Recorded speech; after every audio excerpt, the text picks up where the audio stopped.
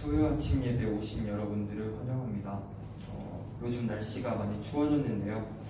하나 둘씩 떨어지는 낙엽을 보다 보면 이제 가을도 다가고 겨울이 다가오고 있구나 하는 생각이 듭니다. 요즘 모두들 바쁜 삶을 살고 계실 것 같은데요.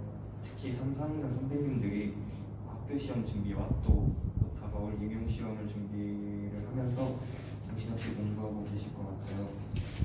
이렇게 바쁜 삶을 살고 있는 가운데 정신없이 살다 보면 크리스천으로서 꼭 잊으면 안 되는 한 가지 소망을 잊고 살 때가 있는 것 같아요.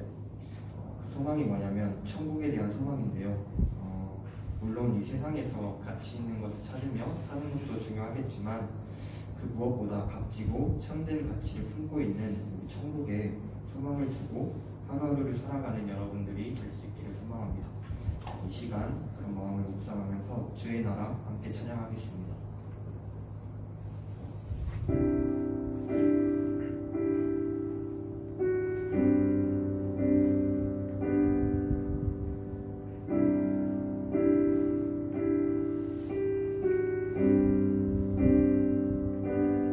높은 산들이 낮아지고 험한 길이 평탄해지고 골짜기가 메워지고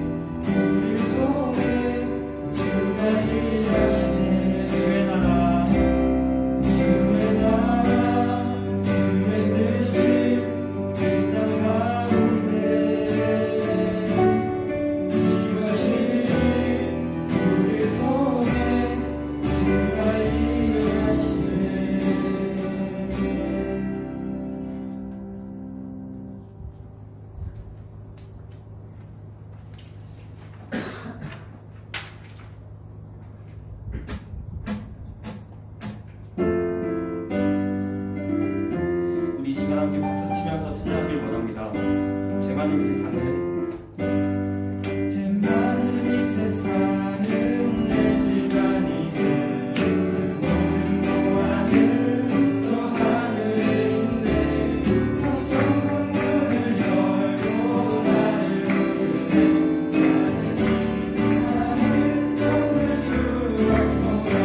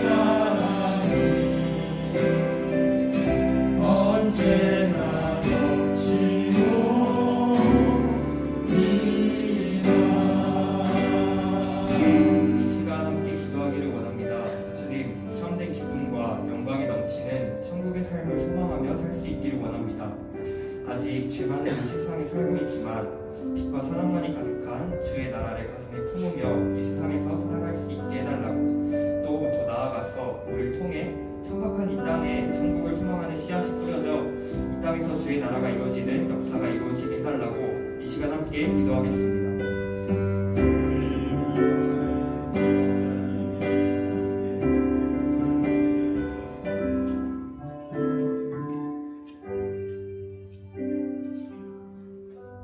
기도하겠습니다. 사랑의 주님, 오늘도 수요 아침 예배 자리에 인도해 주심에 감사드립니다. 바쁜 상황 가운데 우리의 시선이 늘 주님께 거하게 하여 주시고, 특별히 시험을 앞두고 있는 사람들 지체들에게 지혜와 평강을 더해 주세요. 오늘 전도사님께서 전해주시는 말씀을 통해 모두 은혜 받을 수 있도록 인도하여 주실 줄 믿습니다. 감사드리며 예수님 이름으로 기도드렸습니다. 오늘 하나님께서 우리에게 주시는 말씀은 출애굽기 2장 23절부터 25절 말씀입니다. 제가 봉독해드리겠습니다. 여러 해 후에 애굽 왕은 죽었고 이스라엘 자손은 고된 노동으로 말미암아 탄식하며 부르짖으니 그 고된 노동으로 말미암아 부르짖는 소리가 하나님께 상달된지라.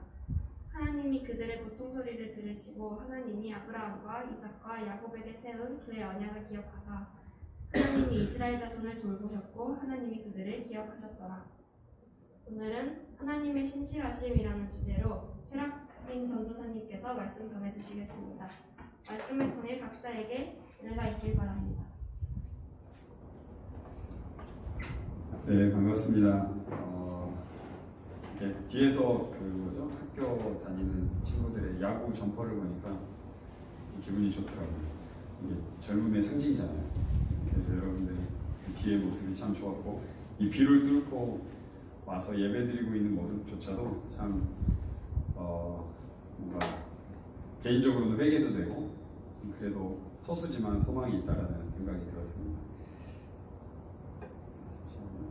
네, 오늘은 하나님의 신실하심이라는 제목으로 출애굽기 내용의 말씀을 전하려고 합니다.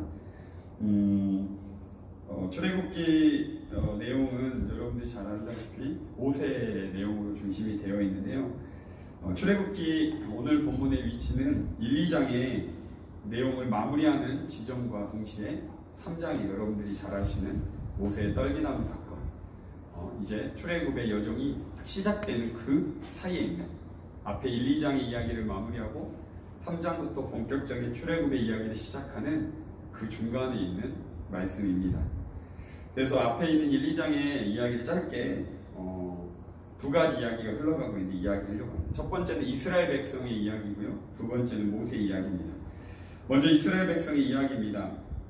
야곱의 가족 70명이 애굽으로 들어와서 총리였던 요셉의 영향 아래 고센 땅에 살게 됩니다. 호의를 베푼 거죠. 있던 나그네들을 야곱의 70명의 식구가 살 수 있도록 그 땅을 허락해 줍니다. 그곳에서 요셉의 영향에 따라 아주 편안하게 살고 있었죠. 그런데 이집트의 정권이 바뀝니다. 파라오가 바뀌면서 이제 무지막지한 정책을 펼치죠. 왜냐하면 이때 이스라엘 백성 수는 70명으로 입애굽했지만 상당한 많은 수가 늘어나면서 나중에 출애굽한 숫자를 통계해보면 장정만 60만, 그러니까 곱하기 한 4 정도 하면 대략 200만 정도 돼 있는 겁니다. 아주 소수 민족이 엄청난 민족을 이루기 때문에 이들이 쿠데타를 일으키면 자기 나라를 뒤집어 삼킬 수 있다고 생각했던 것 같습니다. 그리고 그들은 건장했기 때문에 그들을 안 되겠다, 노예화시킵니다. 그리하여 이스라엘 백성은 고되고 어려운 노동의 연속된 삶을 살아갑니다. 제가 출애굽기 1장 14절 앞부분을 중간 부분의 앞부분을 보면 어려운 노동으로 그들의 생활을 괴롭게 하고, 2장 12절에 모세가 본 장면인데요. 그들이 고되게 노동하는 것을 보고, 오늘 보면 2장 23절에 이스라엘 자손은 고된 노동으로 말미암아. 이스라엘 백성의 고되고 어려운 노동을 해왔던 기간이 얼마나 될까요? 여러분 혹시 고되고 어려운 노동을 해보셨나요? 대략 짐작하건대 모세가 출애굽을 시작할 나이가 모세가 80세입니다. 그러니까 최소 모세가 태어날 때부터 모세가 출애굽을 시작하는 부르심 지점까지는 최소 80년입니다. 그러니까 이 고되고 어려운 노동을 최소 80년, 길게는 몇백 년까지 보고 있습니다. 그리고 하루의 고된 노동도 죽을 것 같습니다.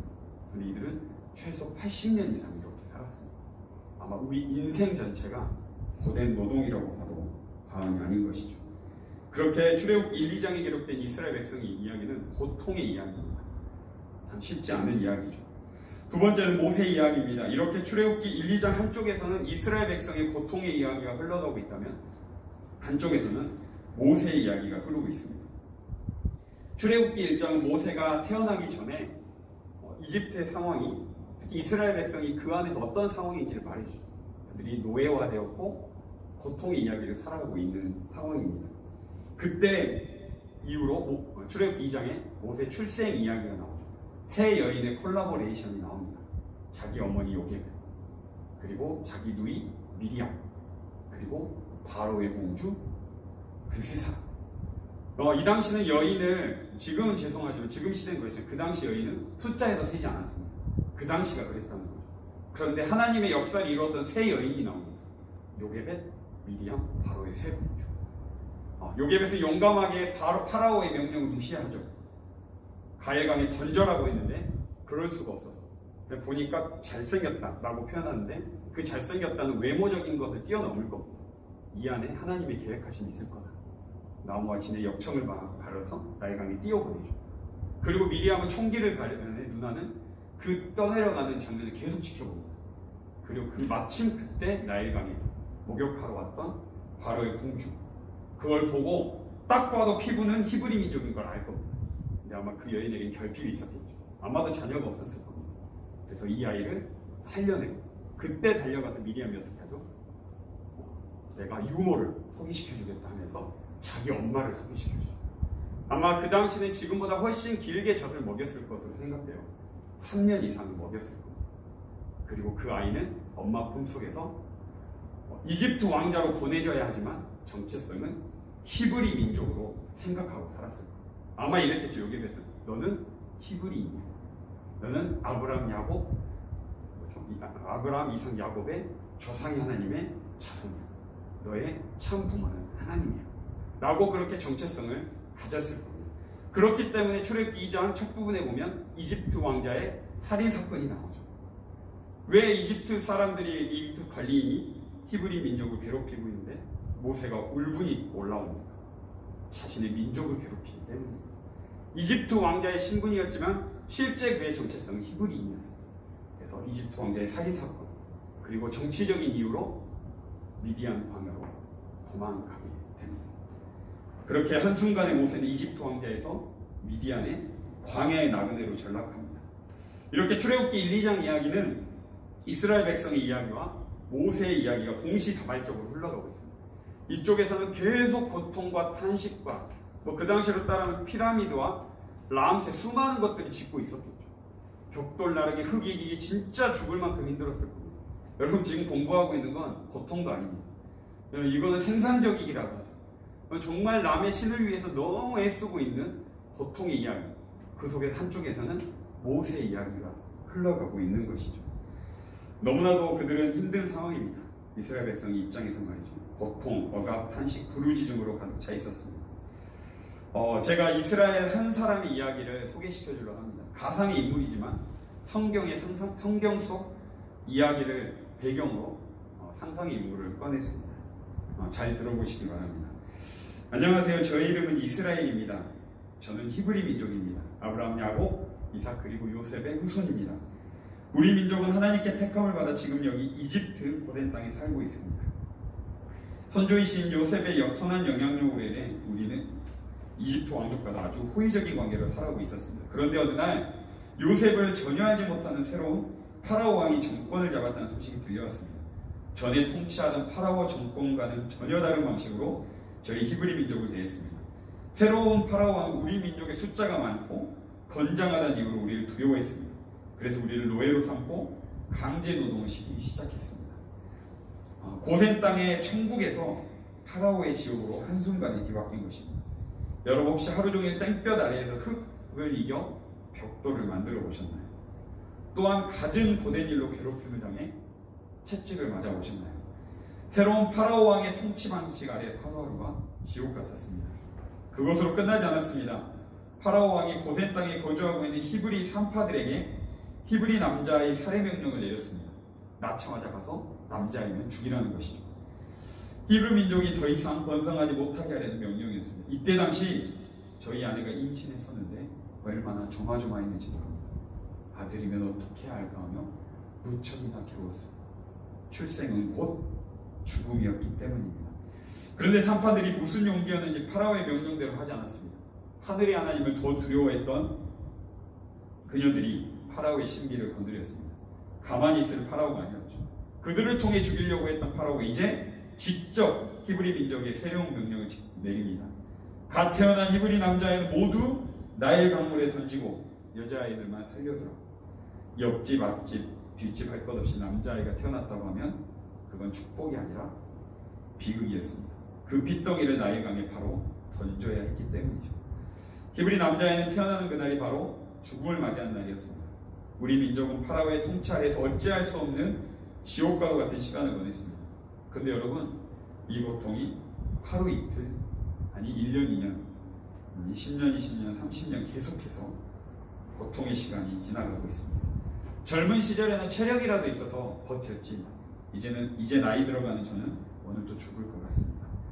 처음에는 파라오의 통치가 무서웠다면 이제는 우리 조상을 여기까지 인도하신 하나님이 꼭 부재하신 것 같아서 이것이 더 무섭습니다. 처음에는 이집트 관리인의 채찍이 고통스러웠다면 이제는 우리의 탄식과 부르짖음을 듣고 계시지 않는 것 같은 하나님의 침묵이 더 고통스럽습니다. 여러분, 하나님은 살아계신 것이 맞을까요? 하나님은 고통 속에서 내뱉고 있는 우리의 탄식과 부르짖음을 듣고는 계시는 걸까요? 우리 조상 아브라함, 이삭, 야곱의 하나님, 당신이 살아계신다면 우리를 이 고통 속에서 건져주십시오. 저 파라오의 통치 속에서 구원해 주십시오. 하나님 듣고 계시나요? 살아계시나요?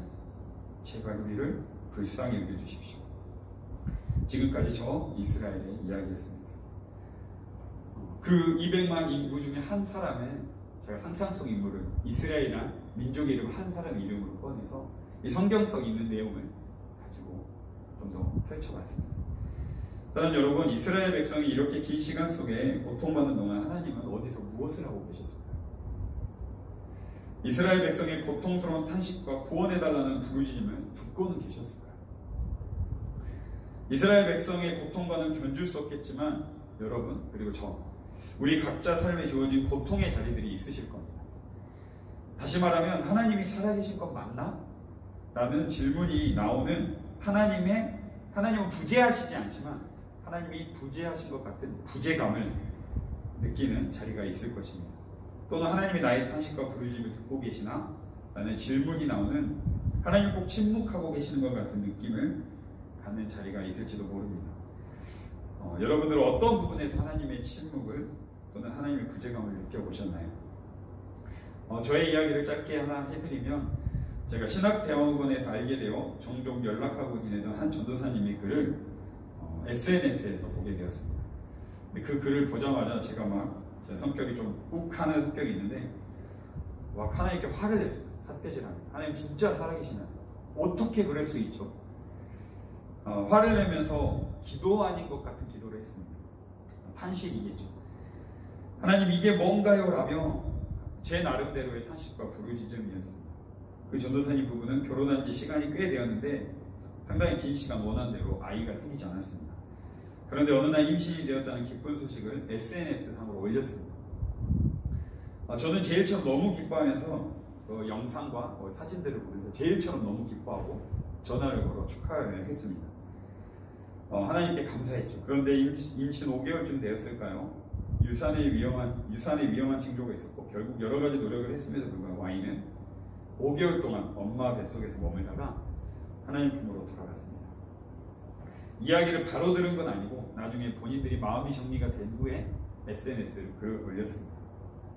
저는 그들의 정리된 마음보다는 아이가 죽었다는 사실에 분노가 치밀었습니다. 그 부모들은 괜찮았던 것 같아요. 정리되어서 글을 올렸기 때문에. 근데 저는 정리된 마음은 보이지도 않고 어떻게 그 아이를 데려갈 수 있는가. 그들이 정말 원하던 아이였는데 잘 먹고 잘 살아서 이 땅에서 뭐 부귀영화 누리겠다는 것도 아니고 하나님의 선물이 그 아이가 죽었다는 사실한테 저는 하나님께 쏟아냈습니다. 그런데 제가 이 정리되지 않은 그 마음을 차분히 가라앉히고 어느 정도 시간이 지나자 저의 탄식과 부르짖음 속에 한 가지 발견했던 게 있습니다. 그 방향이 뭐였냐면 탄식과 부르짖음이었어도 불구하고 방향이 하나님이었다는 사실이었습니다. 방식이 조금 거칠고 투박했지만 그럼에도 하나님께 탄식했고 하나님께 부르짖었습니다. 소위 말하면 아이가 부모님 품에 앉아서 가슴을 때리면서 부모님을 원망할 때도 있겠죠. 근데 그 원망이 친구들의 뒤에서 뒷담화하거나 SNS에 숨어서 글을 올리는 게 아니라 그 대상을 부모님께 했다는 거죠. 어떻게 보면 그 탄식과 부르짖음 안에 신뢰가 있었을지도 모릅니다. 그 하나님이 하실 수 있었는데 왜 못했냐고 하면 하나님의 가슴을 두드렸던 거죠. 교양 있게 정리된 언어가 아니었습니다. 긍휼의 하나님 하면서 아름다운 미사여구가 아니라 투박한 언어, 정리되지 않은 언어였지만 제 안에 있는 감정을 그대로 표출한 화와 같은 기도였습니다. 중요한 것은 탄식과 부르짖음이 하나님을 향해 있었다는 것입니다. 여러분 시편의 아름다운 찬양들을 여러분 많이 부르시지만 사실 시편의 절반 이상 아니 거의는 탄식시라는 거 알고 계십니다. 여러분 다윗의 아름다운 찬양구를 나오기 전에 다윗의 언어를 보면요 미친 사람이었습니다. 원수를 죽여달라, 원수를 지옥불에 따라 이런 식의 정말 자신을 향한 그 억울함을 하나님께 표출하는 그 표현에 저는 위로가 됐습니다. 다윗이 하나님의 마음에 합한 자인데 이렇게 탄식했다고. 그런데 그 안에 보면 하나님을 향한 신뢰가 있는 거죠. 여러분 친구들에게 여러분이 어려운 이야기를 했다고 해결됩니다. 오히려 그런 거는 더 불안할지도 모르겠어요. 수많은 SNS 글에 내 마음을 숨없이 표출한다고 해서 해결이 되나요? 쉽지 않죠. 네, 진짜 우리의 모든 걸 알고 계시는 하나님을 향한 탄식과 부르짖음은 정말 유의합니다. 저도 참 쉽지 않은 마음이 있었지만 그걸 향한 방향성이 하나님이었다는 사실에 참 감사했습니다. 여러분들도 삶의 자리에서 하나님이 일하고 계시지 않는 것 같은 자리가 있을지도 모릅니다. 하나님이 꼭 침묵하고 있는 것 같은 자리가 있는 것이죠. 그 자리에서 그 지점에서 어떻게 하고 있습니까? 인생사 다 고통이지 뭐 주저앉아서 포기하고 있나요? 아니면 그 어려운 상황에서도 좀 교양 있는 표현이 아니라 정리되지 않은 언어고 투박한 표현이지만 하나님을 향해 탄식하고 부르짖고 계십니다. 여러분 어떤 방향성을 가지고 살아가고 계십니까? 하나님 나에게 왜 이런 육신의 고통이 찾아왔나요? 하나님 우리 가정의 위기를 어떻게 할 수가 없습니다. 제발 도와주세요. 하나님 우리 부모님, 우리 자녀의 문제 앞에서 무엇하고 계십니까? 하나님 대한민국 땅에 사는 청년으로서 또 이 전주 교대생으로서 미래가 보이지 않습니다. 과거에는 미래가 보이는 직업이었다고 하지만 참 쉽지 않습니다. 도대체 어떻게 해야 합니까? 그냥 선생님이란 직업을 따서 선생질만 해야 되는 좀 과격한 표현이지만 제가 그냥 밥벌이로만 살아가야 되는 건 아니지 않습니까? 제가 어떻게 해야 합니까? 하나님 일하고 계신 거 맞죠? 우리는 하나님을 부재감을 느끼는 그 자리에서 하나님께 침묵하고 계시는 것 같은 그 자리에서 계속 하나님을 향해 탄식하고 부르짖어야 합니다. 이렇게 오늘 아침에 이 수요 아침 예배에 나온 여러분들이 참 귀합니다. 여러분들이 다 완벽하고 온전하진 않겠지만 이 자리에서 하나님을 향한 방향성은 분명히 있기 때문이죠. 여러분들이 가지고 있는 탄식과 부르짖음의 제목들을 교양 있게 또 아름다운 미사일과 꾸밀 필요 없습니다. 있는 그대로 하나님께 얘기하며 그 하나님의 일하심을 천천히 발견해 가는 겁니다. 그렇게 하나님을 향해 탄식하고 부르짖는 자는 결국 하나님의 본격적으로 일하시는 것들을 보게 될 것입니다. 하나님의 구원 역사를 두 눈으로 보게 되는 것이죠. 사랑하는 여러분들이 오늘의 예배처럼 하나님 앞에 정해진 예배의 자리가 있습니까? 여기 오늘 아침에 오기 전에 저의 그냥 삶의 패턴은 5시 반에 일어나서 저희 교회는 오프라인 새벽 기도회를 드립니다. 담임 목사님이 한 10명에 되는 성도님이 오프라인으로 참여하시면 강대상 왼편 3단에 핸드폰을 켜시고 있으면 제가 집에서 저희 교회는 군산이고 저는 집이 전주잖아요. 거기까지 새벽 기도를 매일 갈 수 없기 때문에 온라인으로 제가 줌으로 방을 엽니다. 그러면 상황이 여의치 않은 아이를 키우시는 분들이나 그런 분들은 줌으로 접속하세요. 그래서 줌에서 함께 예배드린 분이 한 10명에서 15분, 그래서 이렇게 25분이 온오프라인에서 동시간대 예배드립니다. 매일 아침에 정말 피곤한 몸을 이끌고 그 앞에 나아가는데 그 시간이 저를 살아내게 하는 시간입니다. 참 웃긴 건 뭔지 알아요? 이 수요 아침 예배가 여러분들이 수요 아침 예배를 지키는 것 같지만 이 시간이 여러분을 지킵니다. 내가 예배를 드리는 것 같지만 그 예배가 나를 살립니다. 우리가 일주일에 드리는 예배가 내가 예배 주일 성수했다 그건 자랑할 거리가 아닙니다. 하나님 앞에 나아가는 그 자리인데 매일같이 드리는 그 자리가 힘겹고 버겁더라도 그 자리에 하나님을 향한 방향성 있는 그 자리에 앉아있으면 그 시간이 나를 지킵니다. 그렇게 여러분들이 하나님께 나아가는 자리를 정하신 자리가 있다면 그곳에서 우리의 삶을 내어놓고 때로 하나님께 감사와 기쁨도 있겠죠. 우리가 해결할 수 없는 영역들을 하나님을 향한 탄식과 부르짖음으로 나아가면 좋겠습니다. 그래서 여러분들 포기하지 말고 하나님 앞에서 탄식하고 부르짖으면 좋겠습니다. 그렇다면 이스라엘 백성의 상황과 같이 하나님은 정말 일하시지 않고 하나님 그들과 함께 계시지 않았던 것일까? 당연히 아닙니다. 출애굽기 1, 2장의 곳곳을 살펴보면 하나님이 계속해서 일하고 계심을 발견할 수 있습니다. 먼저 오늘 본문 23절의 시작이 이렇죠. 여러 해 후에 애굽 왕은 죽었고. 저는 이 딱 첫 문장에서 멈칫했습니다. 사실 그냥 이스라엘 백성의 고통의 탄식과 부르짖음을 하나님께서 들으셨다 이렇게 해도 되잖아요. 명료하게 하나님이 그들의 고통과 탄식을 들으셨다고 이 지점을 시작해도 될 텐데 출애굽의 구원 역사를 시작하는 그 타임, 그 시작점을 어떻게 표현하냐면 여러 해 후에 애굽 왕은 죽었고. 단순하게 파라오가 죽고 또 다른 파라오가 세워졌나 보다 그렇게 받아들일 수 있겠지만 전혀 그렇지 않습니다. 그들의 비극의 시작이 언제였죠? 요셉을 전혀하지 못하는 새로운 이집트 왕 파라오가 다스리면서부터였습니다. 이 의미는 이제 비극의 종료가 다가오고 있다는 겁니다. 애굽 왕이 죽었다는 말은 그냥 파라오가 정권이 계속 바뀌었다 그 수준이 아니라 그들을 가장 고통스럽게 했던 파라오가 이제 죽었다. 이제 그 고통은 끝났다.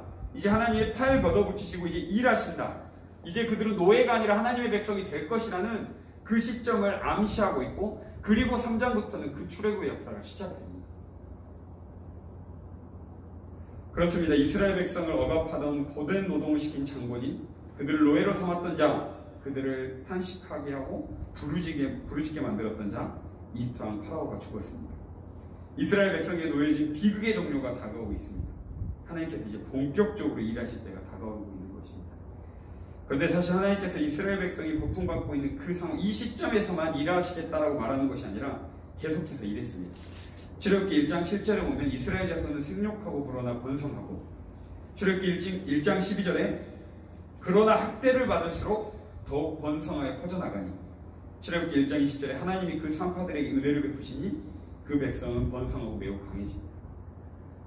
이스라엘 백성 그 고통 속에서도 정말 아이러니하게 그들은 숫자를 줄여나가려고 엄청나게 노동시키고 아이들까지 죽여나갔지만 그들은 더 퍼져나갔습니다. 이게 누구의 약속이 생각나요? 아브라함, 야곱, 이삭 아닌가요? 아브라함, 이삭, 야곱에게 하늘의 별과 같이 땅의 모래알 같이. 아이러니한 건요, 아브라함은요 단 한 명 봤습니다. 엄청난 믿음의 조상 아닌가요? 자신에게 하늘의 별과 땅의 모래알 같은 자기 눈에 최소한 수십 명은 봐야 되잖아요. 그가 집중해서 봤던 한 사람밖에 없습니다. 이삭. 그 이삭을 통해 이 지금 출애굽기에 있는 민족을 보게 된 것입니다. 그렇게 하나님은 아브라함에게 시작했던 갈대아 우르에 있던 한 사람을 끄집어내서 75세였던 아브라함에게 했던 약속을 계속 이행하고 계십니다. 그냥 번성하고 늘어났네? 그냥 숫자적인 물리적인 늘어남이 아니라 하나님의 신실한 약속함이 들어있는 그림. 하나님이 약속했던 그 창세기 12장이 시작했던 약속을 지금도 계속해서 이어가고 있습니다. 무려 400년이 지났음에도 불구하고 어마어마한 하나님의 일하심이죠. 그리고 가장 암울한 명령이 뭐죠? 1장 22절의 명령이죠. 남자이면 나의 강에 던지고 딸아이면 살려두라. 근데 2장의 모세 이름이 뭔지 아십니까? 파라오의 명령은 물에 던져 죽이라. 모세 이름은 물에서 건져내자. 가장 암울한 명령 속에서 하나님의 구원이 시작됩니다. 물에서 던져 죽여라 속에서 물에서 건져낸 자가 나와 그 건져냄을 받은 자가 홍해로부터 그들을 건져냅니다. 엄청난 하나님의 구원의 약속이 모세 안에 심겨져 있는 거죠. 그리고 그 이야기를 모세를 통해 80년간 그를 훈련시키고 만들어가서 출애굽의 역사를 시작합니다.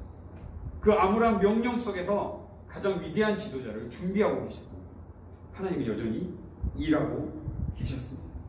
오늘 본문 2장 24절 25절 다시 한번 읽어볼까요? 같이 한번 읽겠습니다. 시작. 하나님이 그들의 고통 소리를 들으시고 하나님이 아브라함과 이삭과 야곱에게 세운 그의 언약을 기억하사 하나님이 이스라엘 자손을 돌보셨고 하나님이 그들을 기억하셨다. 두 개를 기억합니다.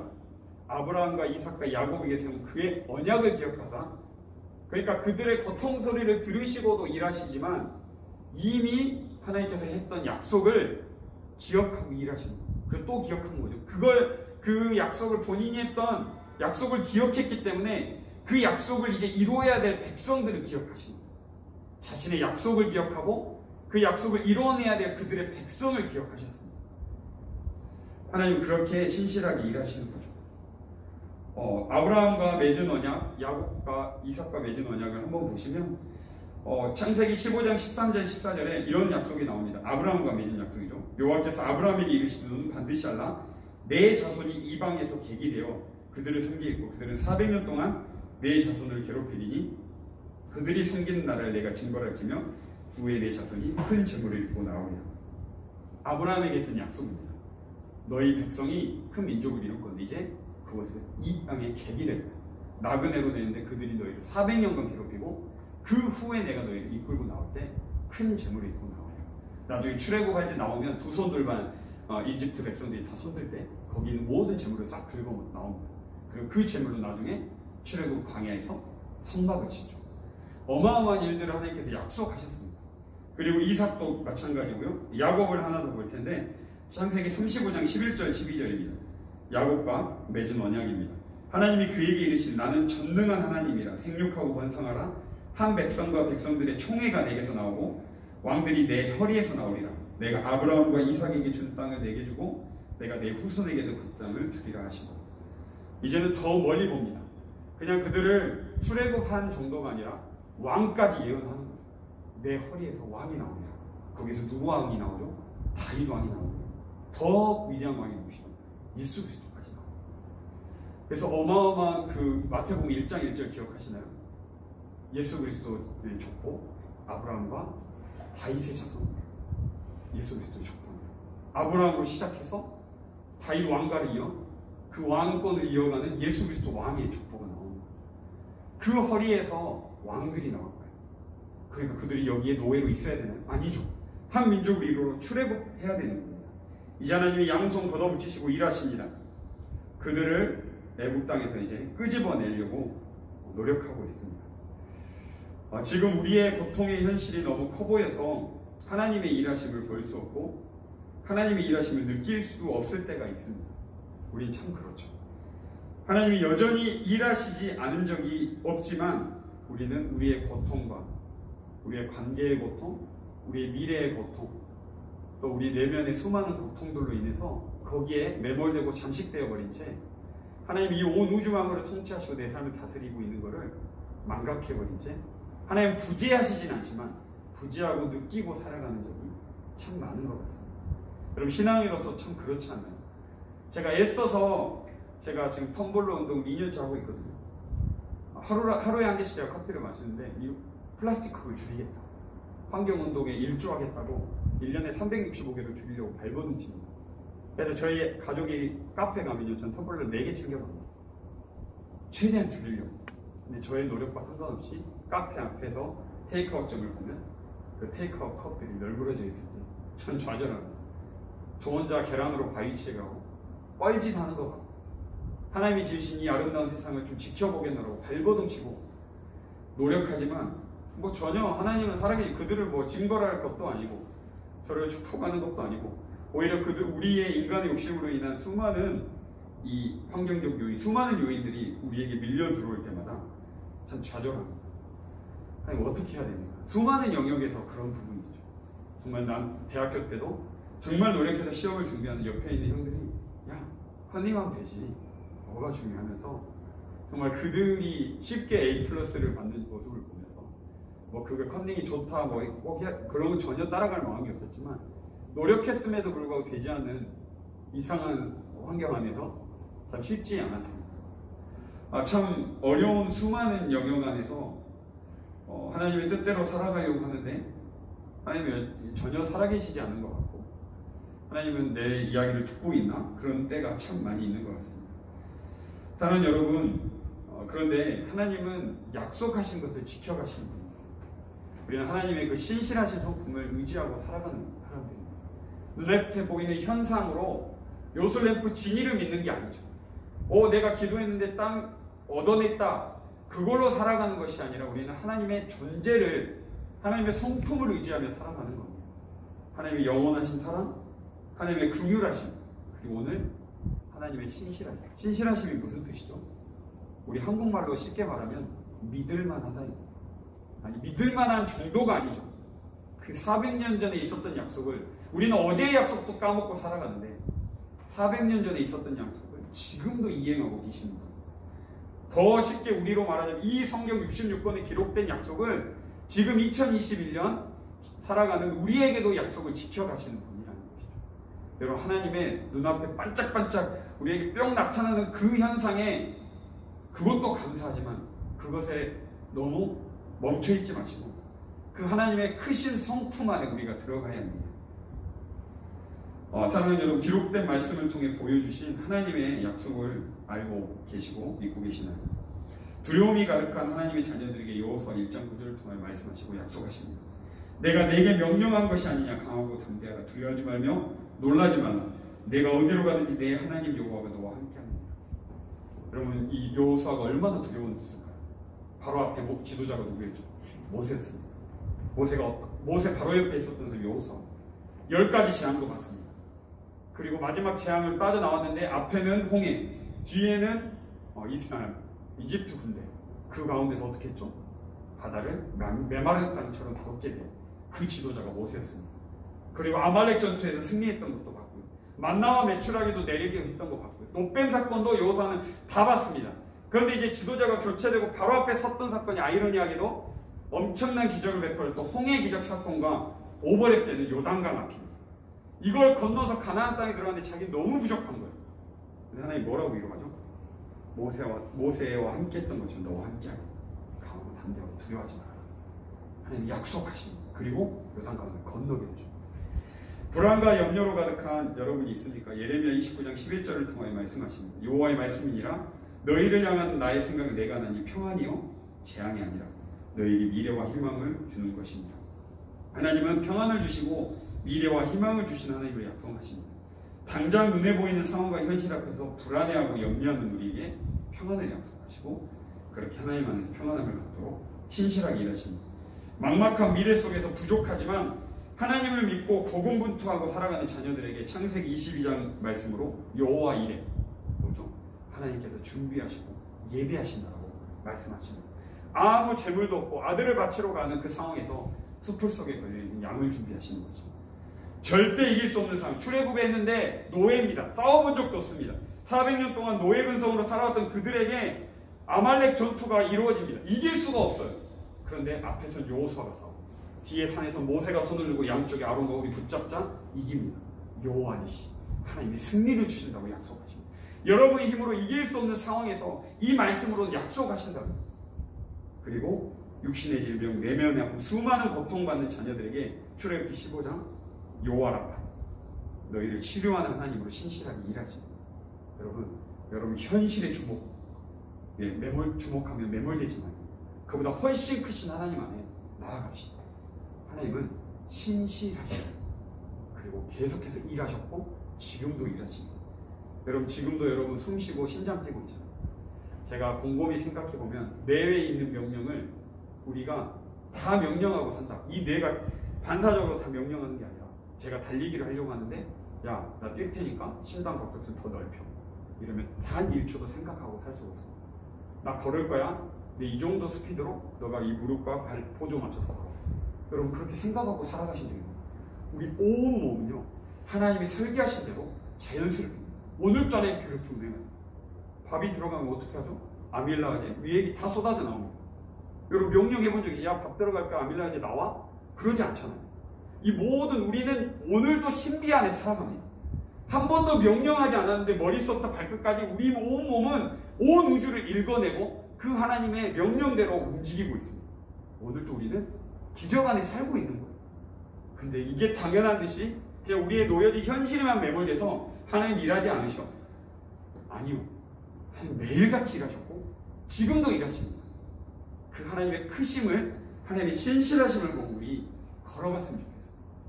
우리 이 시간에 주가 일하시네 찬양하면서 같이 기도하고 할 텐데 우리 같이 한번 찬양했으면 좋겠습니다. 네, 이 찬양 여러분 보시면 반주해 주시겠어요? 참 신기하죠? 여기서 나오는 때가 있는데요. 그 때를 여러분들이 기억하시면서 같이 기도하면 좋겠습니다. 우리가 찬양할 때 날이 저물어 갈 때, 날이 저물어 갈 때, 빈들에서 걸을 때, 그때가 하나님의 때, 내 힘으로 안 될 때, 빈손으로 걸을 때, 내가 고백해 여호와 이래. 주가 일하시네, 주가 일하시네, 주가 일하시네. 주께 아끼지 않는 자에게 주가 일하시네, 주가 일하시네, 주가 일하시네. 신뢰하며 얻는 자에게. 이 시간에 기도합시다. 이 찬양의 때가 참 신기합니다. 날이 저물어 갈 때 어둡죠. 빈들에서 걸을 때 아무것도 얻을 게 없습니다. 내 힘으로 안 될 때 무능력하죠. 빈손으로 거둘 때 정말 우리의 무기력함이 있습니다. 그런데 그때가 하나님의 때라고 합니다. 이때는 세상에서 말할 때는 망한 때입니다. 어둡고 아무것도 얻을 수 없고 무기력하고 무능력할 때, 야 너 하나님 믿어도 이거밖에 안 되잖아. 아니요, 여호와 이래. 하나님이 준비하시고 예비된 그 신실함으로 일하실 때라고 말합니다. 이 하나님 기도합시다. 하나님, 내가 하나님의 신실함을 의지합니다. 내가 현실에 매몰되고 거기에 주저앉아 있지 않고 하나님의 그 크신, 그 신실하심을 보고 한 걸음 한 걸음 이 교대 안에서 살아갈 때 그렇게 나아가게 하여 주시옵소서. 주님을 신뢰하며 걷는 자에게 일하신다는 그 주님의 약속을 믿고 나아가겠습니다. 우리 같이 기도하겠습니다. 주님, 오늘 아침에도 이 약속을 듣고 귀한 시간을 내어 하나님 앞에 나온 이 귀한 자녀를 축복하여 주시옵소서. 하나님, 이 축복은 우리가 어떤 콩콩으로 얻어먹는 것이 아니라 하나님의 존재를 받아들이는 것입니다. 하나님 여전히 일하십니다. 이스라엘 백성의 그 고통의 시간 속에서도 생육하고 번성하게 하는 그 약속을 이행하신 분입니다.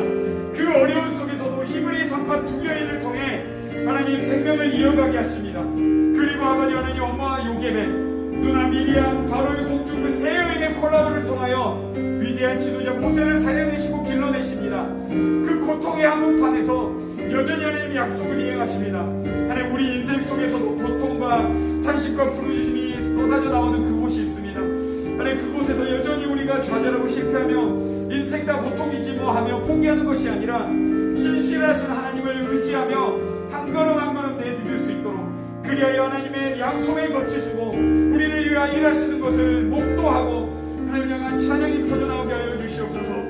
그렇게 하나님의 신실하심을 의지합니다. 오늘 그렇게 한 걸음 내딛습니다. 우리와 함께 하시고 주님 일하여 주시옵소서. 우리 한 가지만 더 기도합시다. 사랑하는 여러분, 여러분이 서 있는 전주교대를 위해 기도합시다. 선생님이라는 직업을 갖기 위해 4년 동안 전문성을 갖춰하는 건 당연합니다. 근데 그걸 뛰어넘어 나중에 맡겨질 아이들을 사랑으로 품을 수 있는 이 4년의 기간 동안 마음의 넓이가 넓어지고 깊이가 깊어지는 전주교대생이 될 수 있도록 기도합시다. 한 가지는 전주교대 크리스천 학생들을 위해 기도할 텐데요. 전주교대 4년의 수업의 커리큘럼을 따라가는과 동시에 이 청년의 때에 하나님의 신앙의 훈련 또한 놓치지 않게 하여 주시옵소서. 교육 프로그램만 따라가는 것이 아닌 내 신앙의 훈련의 프로그램도 하나님이 주어주신 그걸 놓치지 않게 하여 주시옵소서. 그리하여 나를 향한 하나님의 사랑으로 그 아이들을 하나님 품어 나을 수 있는 크리스천 학생들, 미래 선생님들 되게 해달라고 우리 같이 전주교대를 품고 크리스천 학생들까지 위해 기도하겠습니다. 주님, 하나님 전주교대 하나님께서 세워주신 하나님 이 땅에 하나님 미래들을 키워내는 그 맡은 자들로서 하나님 공부하고 있는 자들입니다. 하나님 선생님이라는 직업, 그 커리어만 갖기 위해 4년 동안 전문성만 갖는 것이 아니라 하나님 우리가 사랑을 품고 그 맡겨질 아이들을 품어낼 수 있는 마음의 넓이, 이 아이는 안 되니까 쉽게 포기해버리고 이 아이는 별로야 하며 자신의 기준에 맞춰서 내쳐버리는 교사가 아니라 하나님 그들에게 교육적 지식만 집어넣는 것이 아니라 한 인격을 품고 한 존재를 품어낼 수 있는 그런 귀한 선생님들이 하나님이 길러지는 귀한 교대가 되게 하여 주시옵소서. 또한 크리스천 학생들이 하나님 이 4년 동안의 커리큘럼에만 하나님 애써서 교육적인 자질만 부여받는 것이 아니라 하나님이 이 땅 가운데 주어지는 선교단체와 수많은 교회, 수많은 아버지 신앙의 훈련들을 통하여서 그들의 내적인 넓이가 넓어지고 영적인 깊이가 깊어져 사랑으로 아이들을 품어내고 옆에 있는 교사들을 품어내는 하나님 그 하나님의 그리스도의 향기를 품어낼 수 있는 아이들이 될 수 있도록 우리를 붙잡아 주시옵소서. 자, 기도하겠습니다. 하나님, 여전히 하나님은 일하십니다. 우리 눈에 보이지 않고 느낄 수 없다 할지라도 하나님은 여전히 일하십니다. 온 우주를 다스리고 우주의 먼지와 같은 우리 또한 다스리십니다. 하나님, 우리가 그 하나님의 신실함을 의지하고 우리의 고통의 한복판에서도 하나님을 향한 탄식과 부르짖음이 있게 하시고 하나님이 기록된 그 성경 66권의 약속을 의지하며 부족하지만 한 걸음 한 걸음 용기 있게 우리 신앙의 발걸음을 걷게 하여 주시옵소서. 이 교대생들을 축복합니다. 하나님, 선생님이라는 커리어 그 직업만 가는 것이 아니라 하나님 사람을 품을 수 있는, 하나님 사람을 안아낼 수 있는 마음의 깊이와 넓이가 깊어지고 넓어지는 선생님들이 길러내지게 하여 주시옵소서. 그리고 크리스천 학생들을 붙잡아 주셔서 4년의 교육적 프로그램만 따라가는 것이 아닌 이 4년에 하나님께서 선교단체를 만나고 교회를 만나고 이 신앙공동체를 만나게 하신 이유가 있을 텐데 이 신앙의 훈련을 포기하지 않게 하시고 내가 시간을 뺏긴다라는 것이 아니라 이 시간이 나를 지킨다라 생각하며 신앙의 훈련도 잘 받게 하여 주시옵소서. 그래야 나중에 만날 아이들을 품어내고 옆에 있는 사람 선생님들을 품어내고 그 학교가 이 선생님을 통하여서 스물스물 그리스도의 향기가 나타내고 그 학교의 문화와 그 모습들이 바뀌어지는 선한 영향력을 끼칠 수 있는 귀한 선생님들이 되어질 수 있도록 이 신앙의 크리스천 이 전주교대 학생들을 붙잡아 주시옵소서. 이 귀한 자리에 함께 말씀을 나누고 기도하게 하심에 감사하며 살아계신 예수님의 이름으로 기도합니다. 아멘. 공부하겠습니다. 수요예배에 오신 여러분을 환영합니다. 매주 수요일 아침 8시에 수요 아침 예배가 있습니다. 하나님께 영광을 올리는 꿈땅 찬양팀에서 꿈땅원을 모집합니다. 문의는 하은혜 자매에게 부탁합니다. 각각 비전 모임이 진행되고 있으니 리더 팀장에게 문의해주세요. 비전 선언문 낭독하겠습니다. 자리에서 일어나주세요. 진리 하나, 나는 영혼을 살리는 교사가 된다. 하나, 나는 진리를 가르치는 교사가 된다. 사랑 하나, 나는 사랑을 실천하는 교사가 된다. 하나, 나는 민족을 다스리는 교사가 된다. 정의 하나, 나는 정의를 외치는 교사가 된다. 하나, 나는 대안을 제시하는 교사가 된다. 회복 하나, 나는 비전을 제시하는 교사가 된다. 하나, 나는 창조 질서를 회복하는 교사가 된다. 다 같이 보리라 찬양하면서 수요 아침 예배를 마치겠습니다.